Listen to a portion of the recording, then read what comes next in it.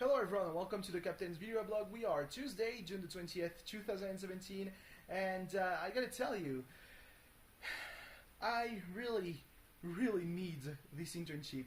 Why am I telling you that? Well, it's simple. It's because it's really hot here in Bordeaux. Since I used the word overwhelming to describe the heat inside my parents' house in the last couple of video blogs, and that heat was only caused by the fact that we couldn't have a decent airflow in there. The most fitting word, the word that could the most accurately describe the heat that I'm currently experiencing here in Bordeaux, I don't know, it would be a very close race between unbearable and suffocating. Yeah, it's just that hot. And even right now, I can tell you that it's really tough, and it's the middle of the night. So yeah, I gotta tell you, I learned about 30 minutes before boarding the train on Sunday night, and I was still in my village at that point. That's very important.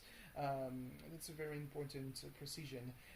So 30 minutes before I boarded the train on Sunday evening, I learned that around 5 or 6 departments in a 100-kilometer radius around Bordeaux were under an orange warning for a heat wave.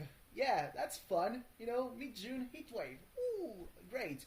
Now, if the reason why I had to come to Bordeaux had been literally anything but the internship, I would have probably chickened out.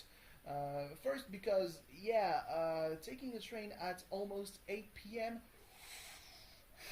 Okay, and then, what I felt in Bordeaux, like right as I alighted from the train, I was like, oh boy, that's gonna be long. It was just hot, not 11:20 p.m. hot, not evening hot, just plain old hot.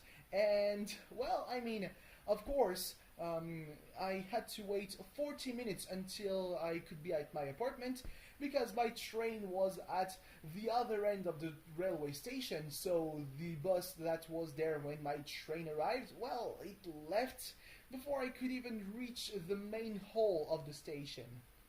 So I sat there outside in the heat for 20 minutes waiting for a bus, and when I finally arrived at my apartment, I checked the temperature, 26 degrees at midnight. If you want a comparison, when I recorded the video blogs a week ago, like 10 days ago, the video blog at night, outside I had to wear a shirt, I said, because it was a bit chilly, because the temperature was literally 16 degrees, and I know that right now the temperature in my village, it might be around the same temperature, because we have, I guess that's the influence of the Mediterranean. The Atlantic Ocean isn't that far, but somehow the wind, even when it comes from the Atlantic, it's fucking hot. I experienced that I felt it on Monday. I was getting out of the office at around 6:30, 7 p.m. Got out of the office, suddenly a gust of wind, hot wind. It was already hot. It's so hot, that the entire atmosphere was actually getting a sort of orange tone to it. It's really abstract to talk about the color, the overall color, because I cannot really compare. In my village, it's mostly nature around me. So during the summer, we have the very blue sky, and all the colors are really well defined. I don't know for sure that it's because we're in the city, but everything looked just so orange, so yellowy orange, that I was like, that's just not helping me. And suddenly hot wind, and I was like, oh, ooh, that's going to be a very long week. So also between the thinking that it was going to be a very long week when I felt the heat while after alighting from the train, and the very long thinking that it was going to be a very long week when getting some hot air blowing my face on Monday afternoon. There was like literally 2 minutes after I checked the temperature, I decided to watch, what the weather forecast, and Google gives already a weather forecast, but sometimes it's not really reliable. So I also decided to check the website of the National Weather Office. And I gotta say, the discrepancy, the difference between those two sources isn't that great. For Monday, for example, Google told me that the highest temperature would be 39 degrees. The National Office, 38 degrees. So 1 degree, I guess that's this is just the same kind of feeling. It's a very bad feeling. Also, for the entire week, the highs are not gonna once drop under the 35 degrees. And, thank fuck that I just am so social, because tomorrow is music day. It's also one of the main reasons why I'm recording the video blog right now. Also, watching anime. So yeah, music day. There's the Ken Cons and other places in Bordeaux where it's going to be also on the banks of the Garonne River. Everybody's going to be squished together listening to music I really don't care for. And yeah, I am just so happy right now that I'm just so in and just so bad at being a normal person, I guess, because oh boy, I would probably if I was going to go there, I would probably suffer like a heat stroke or something like that. And yeah, that's it's just or maybe I'm just trying to find arguments to not go there. But besides, it's going to be over fucking hell, over 35 degrees all the way through through Friday. Friday, 37 degrees the highs, and then on Saturday we lose 10 degrees. So 10 degrees, when you remove 10 degrees from 37, that's still 27. And since for me 26 was hot, well, you can pretty easily guess what I'm gonna say about what I could say about 27. Yeah, but I'm looking forward to the weekend actually, because Saturday is going to be cloudy. Hopefully, it's not going to be cloudy too early, because if it's cloudy during the night, it's gonna trap the residual heat, and it's just gonna be hell. But Sunday, and that apparently until next Wednesday, there's going to be thunder and rain, and yeah, I'm really looking forward to that. Just finally, it's going to be a bit refreshing. Now, not too refreshing because I've still, it's still gonna reach some 25 degrees, but it's June, so that's something to be expected. Besides that, what could I say? Oh yeah, something that I didn't talk about in the last two video blogs. That after I was done with the first, I was like, I shouldn't forget about that in the second one, and then I forgot. I'm really not good at catching the trains. I didn't miss the train, and like the first week of the internship. No, I 11 days ago, on Friday the 9th, I arrived, like, I just had the time to find my seat that the train left the station. And last week, 4 days ago, basically the same, except that this time it's not because I left work late, it's because I was doing stuff here, and that I left my apartment late. But I still arrived 20 minutes before the train left. Was supposed to leave, because I was like in the train at 5:26 with a departure estimated at 5:30 p.m. and I was like, "Ooh, that one was close too." The people who take their time buying stuff at the shops in the station. Just why? You know, it's a place where everyone is in a rush and you decide to go slowly. Okay, sure. But then I learned that the train would leave 10 minutes late because there was another train that was cancelled, probably because I've heard about maybe a thunderstorm between Paris and Bordeaux. I don't know, I'm not sure. But yeah, there was definitely something that brought upon the cancellation of another train that was supposed to leave like 10 minutes later. So yeah, at the end of the day, I was 15 minutes early. Ha! Great. So yeah,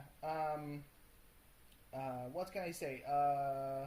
Well, I mean, this past week and the beginning of this week, in when we're talking about work, now it's been pretty much the same as 2 weeks ago. You know, it was basically working on the map.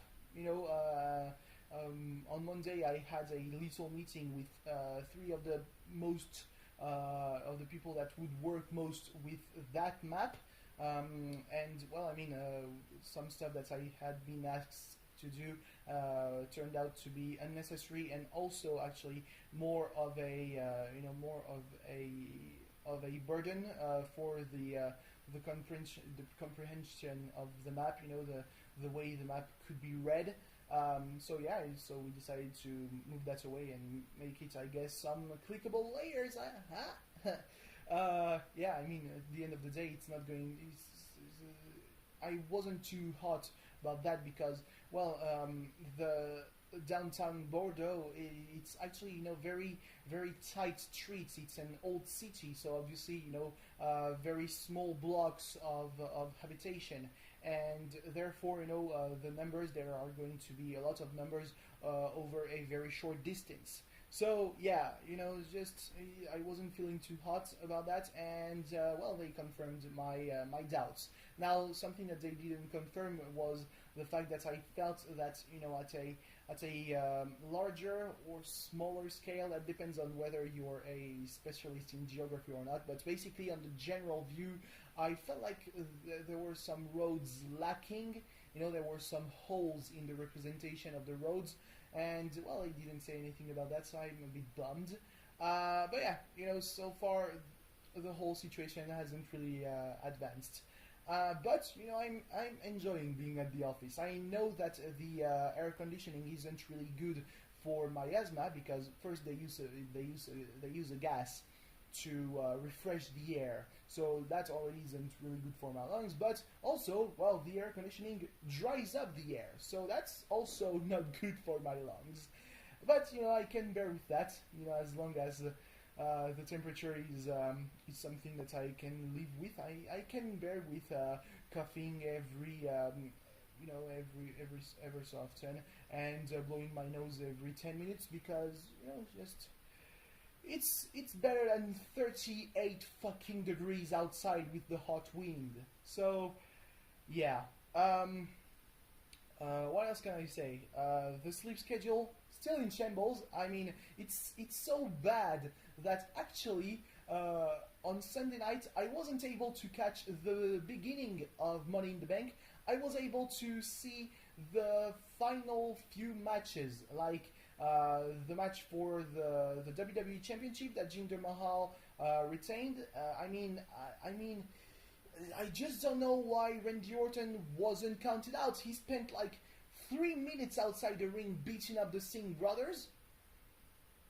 Yeah, sure. I mean, you know, Jimmy Corderas on Twitter, always the smart ass, the company guy, said it's because it's not the finish. Yeah, of course it's not the finish. We know that it's not the finish. We know that, you know, Jinder Mahal still has to look kind of strong.